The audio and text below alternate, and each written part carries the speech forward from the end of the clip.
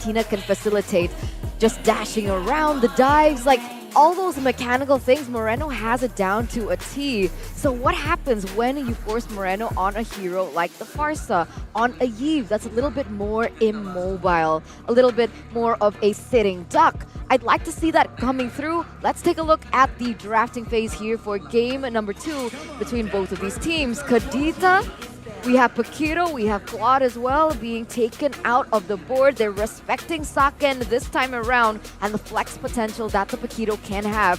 Literally almost everyone can play the Paquito from Bigotron.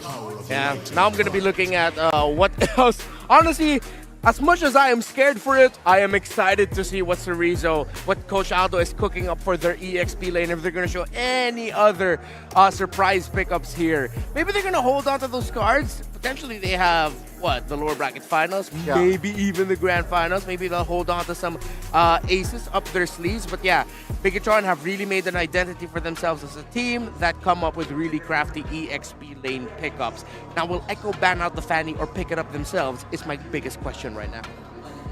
I want to touch on that a little bit. EXP laner and jungler, right? These are the two positions that I believe Aldo has the most creativity with. And I think that the players are also able to facilitate and realize the dream of Coach Aldo. But there you go. That's your answer. Fanny is going to be taken out.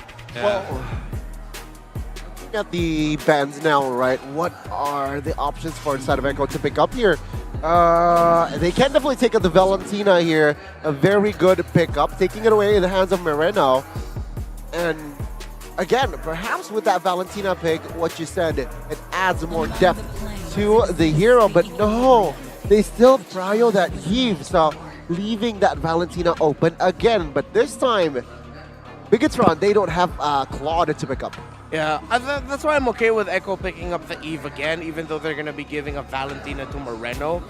Because with the Fanny getting taken out, the Claude taken out, Eve would just be too good for any of these two teams, so Echo would want to put that as expected. Valentina now going to actually come a little bit earlier for BTR. Earlier it went into the third pick when they had the Claude. Now they can even pick up the Angela again if they want to. I wouldn't be so remiss. They just go for the Angela again. It seems like they're comfortable playing around it. Or the Ling. Or the Ling, an early Ling pickup as well. We've seen that pop off. But no, the Franco, they want to get the suppress ability right away. Okay, so a very good read there, because if they do really bank on that Angela pick, Joy is still open, right? Which is going to cause problems perhaps later on for inside of Bigotron. Now, Echo, will they commit to a Joy here, realizing that there's a Franco? Is that too risky? Yeah, if I'm Echo here, they can pass on the Joy a little bit. But I wouldn't be surprised if they do pick it up again. They can go ahead and pick up their marksman now, so that their next phase will just be fighting for the picks in the EXP and maybe even the jungle. If ever Bigotron are going to go into the second phase, not picking their marksman as their third pickup here. What am I feeling here? Kufra as Fred. Okay, so Kufra, Fredrin, they secured their roamer here for Echo. It is going to be in the hands of Yawi himself. Fredrin, still a flex, could be jungle, it could also still be in that EXP, and that's going to keep Bigotron guessing. Do they want to go for Ling here? Either Assassin or Marksman here, right? I feel like for side of Bigotron. I think picking up a Marksman, very smart, considering that the second phase is next to or limit the option for Marksman here for inside of Echo. So perhaps I'm looking at a Beatrix if they really want to go conventional. Not good going up against a Kufra and Yves. How's Melissa? Melissa. Melissa, okay. yeah. But no. They're going to pick up the Joy. The Joy left open here. That's why they picked up the Kufra and the Fredrin. So I think Echo saw this coming. So yeah, we're going to be fighting for the gold laners here into the second phase. Let's see. Bigotron. But, 1-1 open, carry open. First. Either one will find Beatrix. Oh man, too many options here for the marksman. I think Echo is just going to try to minimize one marksman option and then ban something else. Because you can't focus too much on the marksman bans here. There's just way too many open. That just looks really good for both teams right now. Yeah, I think banking on 2 marksman ban would be a waste, but Bigotron, they try to limit the Yuzong here, so perhaps the marksman that they're going for is a backline marksman. That and the fact that you got to respect Sanford on the Yuzong. I don't think you two Red Giants read into that. They didn't respect that enough. You think that it's a bad matchup for the Yuzong, but Sanford just comes in those team fights and he's like, hey, what's up? I'm going to petrify you, knock you up, and then you're dead at this point. Yeah. So Wanwana being taken out here, I do believe that is a power pick for Saken. I understand as well the impact that it can have.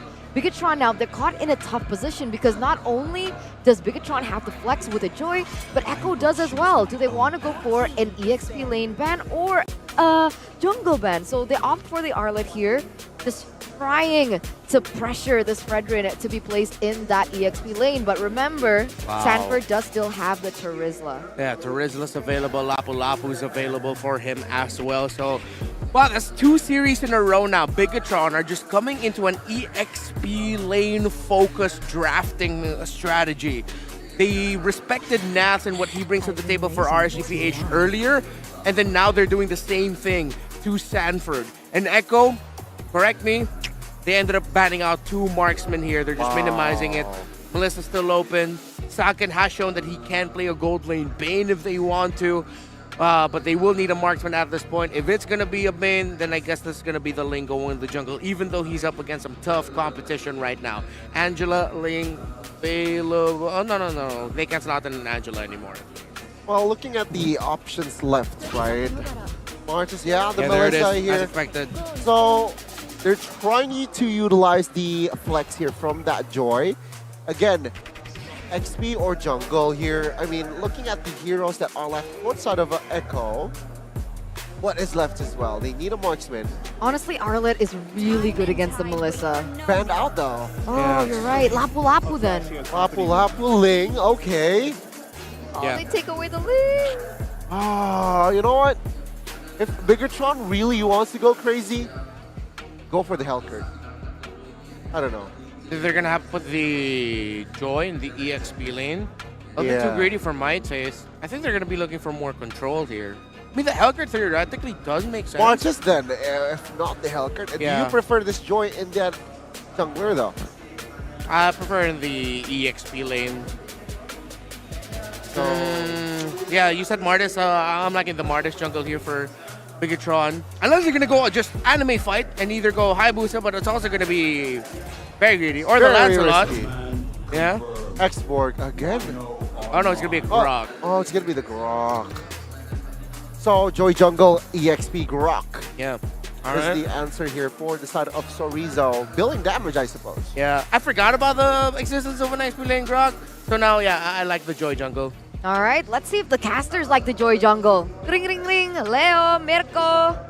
Hello, what's up? You've reached the office of Joy Jungle enjoyers. I don't know. Is it just me? I'm a big fan of Jungle Joy now, especially if you have such an awesome side lane comp that is the XP lane Grok and the Melissa, which you saw coming from a mile away. Yeah, I mean, with the bans going through, the Yuzong and the Arlet, the Lapu has really fallen off in this meta, in this patch, and that's why they didn't go for the ban there.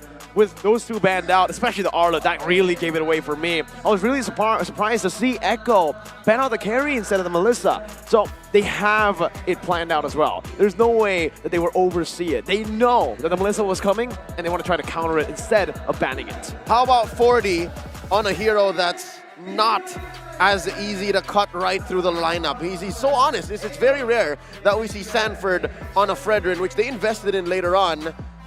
But just as well, it's possible that maybe somewhere in the draft, they flip the switch. Coach Treb says, hey, Zaida, you feeling the Ling? To be completely honest with you, I'm a fan of Zaida's Ling. Not a fan of Sanford being placed down on these heroes. Fredrin, I hate Fredrin in the XP lane so much. I have a personal vendetta against this Fredrin XP. It was good until it wasn't, because we've seen a lot of XP lane Fredrin do well in the groups of SPS challenge season, especially post-patch. But here we'll see if it's worth it, right? Especially putting it on a player like Sanford. It's an orange start for Zyda. Superken goes for the purple. And yeah, here's why I like that Jungle Joy. You reach level 4 reliably, and you're able to output so much damage, especially in those first few fights. Let's see now Zyda on to the purple buff. Let's take a look at the emblems here. Sakan with the Quantum Charge. Torizo also with the Quantum Charge. Despite going on the Grok here. We've seen a lot of different emblems before on the Grok. I think Wolf is a big hater on the Lethal Ignition. Big no-no for him, for Grok. Yeah. So here, it having Quantum Charge allows for him to, stay on targets a little better with those auto attacks, keeping him up, topped up and ready, just to, get more Power of Natures on. Something to note as well, Vince Franco actually is rocking the common emblem. Yeah. So he really wants to stay in. He wants that mana filled all the time, so he's ready to bite down when the rest of BTR calls for it. He wants to go for the hooks. He wants to constantly be throwing hooks. Or, well, yeah, I mean, most of the time that. And also just sustaining back up with Adaptive Regen. Yaoi. Damage Revenge over to Super Vin. Good damage on the gold buff from Sakan, but he will not commit onto it. Joy coming back down, 3v3. I mean, now that we're talking about it, right? Super Vin here. Oh, wait. Walks into a bush. 3 in there. Bouncing ball, and that should be first blood over to Zyda in the first minute of the game. Let's take a look at the emblems first here. So, Rupture, Season Hunter, could be expected from a Ling. Miscalculated what Super Vin did there. I was about to say, man, this is Vin. He won an MPL championship while he was playing with RRQ with this Franco. Onyx refused then at that time to ban it. That's what gave him the nickname, at least for me, Franco Man. Sanford and Torizo here looking for the pull. Their junglers, respectively, yet to come to the scene. And Super Vin now back in this bush. Big control. He has an Iron Hook and a Bloody Hunt to go. Let's see if it works out. Yaoi's already spotted. Ooh, Iron Hook almost connecting on the Sanji there. Yaoi's charging the Tyrant's Revenge. Going on to, the flicker dodged away now. It's going to be Super Ken who secures inside a lockdown with a Bloody Hunt. So Rizzo able to flicker out now. Super Vin caught in the Appraiser's wrath. And Vin's going to fall here, but the damage has already been done. Turtle already claimed by BTR, and Super Ken's not done yet. Rhythm coming down. Super Ken, though, doesn't want to commit too much. They've won the objective battle, but they've lost in the kill department. Who's it worth for, Leo? I'd like to think it's a wash. This is the same spot we saw Echo even before the turtle take, and there wasn't much of a conversion from BTR anyways. So I'd say we ended up where we left off. Something to note though, gotta love Super Vin's reflexes. Yep. We saw this earlier in the groups and even a bit in the playoffs here, how he's so quick to go flicker ult, whatever that may be, flicker wild charge, flicker bloody hunt, and that's what stopped Zyda from actually coming in clutch, stealing the turtle away. Yeah, now that you mention it as well, taking a look at the kills, sure, Echo have a gold lead, but we gotta remember that these 2 kills that Echo have been able to pick up, it's only on the Super Vin, the roamer, right? He can afford it. He can afford it, definitely, and it has given so much more space to the rest of the members. Moreno and Sakan, even Torizo has been given enough space to farm up, and do they have a gold lead in their own lanes? Not exactly. Sakin's down about 200 gold away from outplayed, and yeah, outplayed. Both of them actually built a pair of pants, so they can trade. It's a matter of who's gonna come in and change that math. Who's going to come in and try to win an advantage for their gold laners. And it's going to come in clutch, folks, because 20 seconds from now, there will be a turtle, and it spawned in the gold lane. 40. Ooh, playing with fire. I wonder if he knows Ken and Vin are there. I don't think so. Maybe he does. Torizo up top. Gonna be jumped on by Zyda with that Finch Boy. Sanford now looking for the engage. Torizo with a wild charge. Power of Nature. Combo together. He gets himself out of there. Gets some vision on the purple. Tries to reset it. And Bigotron Alpha now know where Zyda is. Yep, this is a clear sign for them to go ahead, maybe blitz this turtle, because Zyda will still go for the purple. Still trying to take it. Moreno scores an RWM. Sanford walks in, and the turtle is reset. No reason to commit for Bigotron Alpha. They think, let's take it slow. Super Ken clearing out the mid lane, picking up the Genius one. 5 minutes in, Super Vin caught.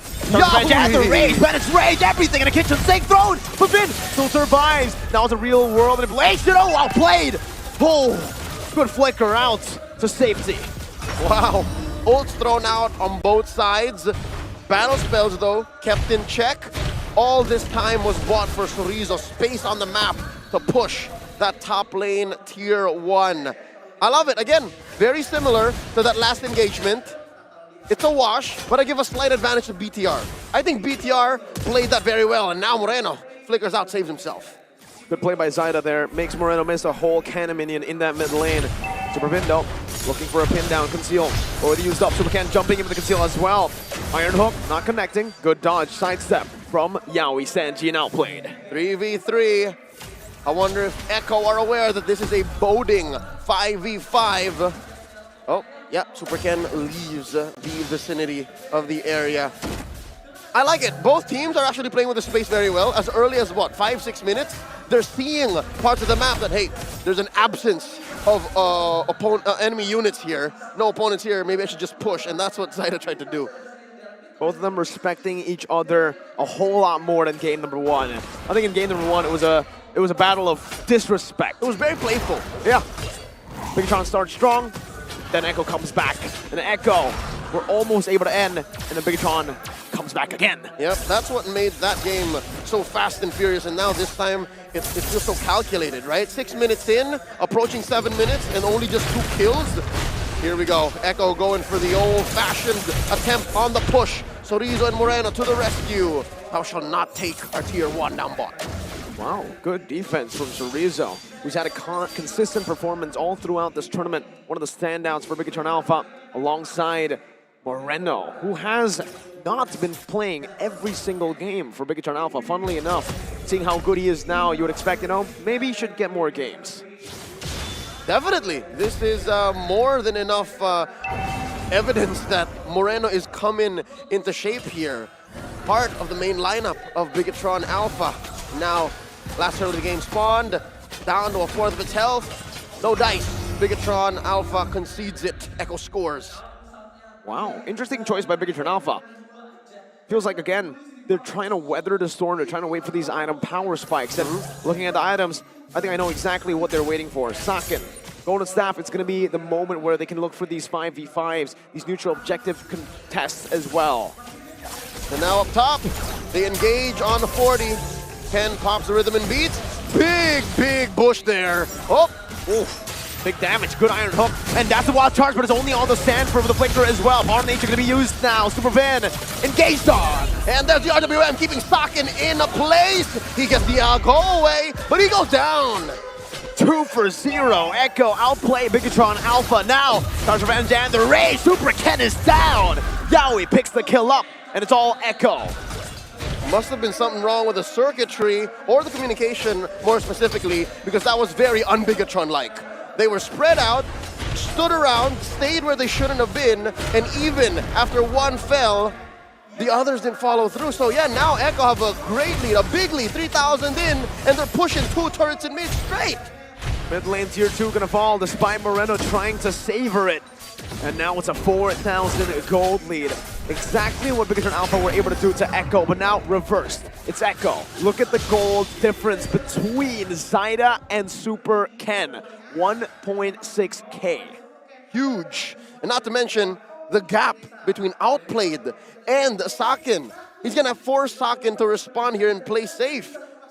Prior to that last engagement, maybe Sakin had hopes of greeding out, but now he has to respect the damage output of Outplayed. Maybe even expedite building a Wind of Nature, because anything less would mean doom, would mean that he wouldn't scale up and put up a fight as well as Outplayed could. Mirko, you're looking at 5-0 in under 10 minutes and a 5K gold lead. It's a big gold lead, a big chunky one for Echo, especially considering it's placed on the right targets. It isn't Yaoi, it isn't Sanford, it isn't even Sanji who's holding it. It's the new recruits, the MDL players for Echo, Zaida and Outplayed, who both had phenomenal performances. The cores, if you will, and now they're looking to blitz this Lord. Super Ken and Vin. Yaoi's gonna try to stop him though. Retribution, Super Ken, what? He steals it, Bigotron Alpha disengage. It's a hit and run. And they skedaddle away. We're all left in disbelief, but that just happened, folks. Despite Yaoi jumping in, Super Ken just walks in. Bright as day. Highway robbery. Thank you very much. There were setups placed by Echo. They had everything right. Yaoi was waiting. Everybody was waiting for a charge. They were waiting for Bigotron Alpha to just bite on the bait. But they didn't just bite the bait. They took the rod away. It wasn't even punished. Bigotron Alpha paid nothing there. What? This is worse than just being caught on CCTV red-handed. They did it right in front of them, and now it breaks out up top. Wow, Superfin still able to escape. Real world manipulation committed in. 3 ultimates though used up. Zyda now jumping forward. What? Defiant Blade already used up as well. Top of the blades coming down. Moreno looking for the damage. Socking with the muddle. Placement on point. Mid lane gonna be cleared out. Superken's waiting in that bush. Steinford finds it. Superken doing some damage onto the back, onto Stanford and Yaoi. Zyda going into Pacers. Wrath with the wild card by Chorizo. A stolen RWM from Moreno, swiping away. Go away by Sakin. Oh, they're just holding on for dear life. Down goes Chorizo. Inspired Euro Sanji saves his gold later. And Outplayed is able to out-sustain. Moreno now caught in the 1v2. 4 for 1, Echo. Huge gains here for Echo, despite the stumble, despite the roadblock that was Superken's steal on the Lord. And the good news is, BTR's on the map, they're on the board here, 1 kill, but Echo punished so hard, delayed gratification, that's what the Orcas were looking for. Oh, look at Superfin. Calm, collected. Stone cold. Stone cold. But for the chat, there's only one thing that Superfin is doing, AFK. He's still there, can confirm. Yeah. He's just buying time. He's protecting the buffs, and he's making sure that he remains scarce. Again, even if you're down, the threat of a single hook, hey, Onyx fans would know, right? The threat of a single hook can change the tides of battle. So that's what Vin was doing there. And Bigotron Alpha, they have to force Echo to slow down. Now, the game gets really slowed down. Meanwhile, Sergeant Van Jan, the Rage Chorizo takes everything. The Bennett's Rage and the RWM takes it to his grave. And what's that gonna lead to here? Superken still scores his purple. They're gonna threaten a take on tier 2 down bottom. It looks like Bigotron's gonna save it. Sanji, oh, he's baiting, he's baiting!